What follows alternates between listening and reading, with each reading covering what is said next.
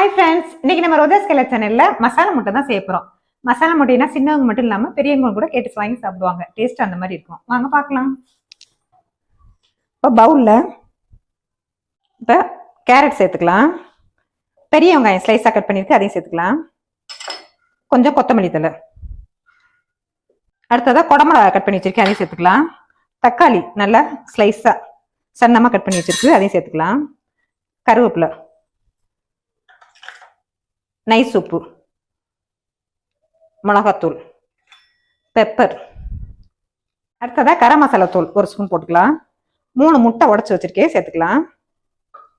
இப்போ எல்லாத்தையும் நல்லா கலக்கி விட்டுக்குவோம். இப்போ எல்லாத்தையும் நல்லா கலக்கிக்கலாம். நல்லா கலந்து விட்டாச்சு.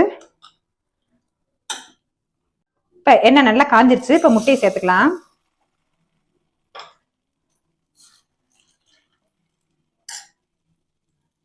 மசாலா ஆம்லெட்டை திருப்பி விட்டுக்கலாங்க. கொஞ்சம் வெந்து வரட்டும். டக்குன்னு எடுத்தோம்னா உடஞ்சிரும்.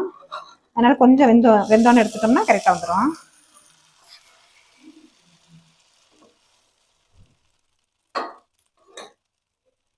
நம்ம செஞ்ச மசாலா ஆம்லெட்டை பிளேட்டுக்கு மாற்றிக்கலாம். ஜம்முன்னு ரெடி ஆயிடுச்சு மசாலா ஆம்லெட்டு.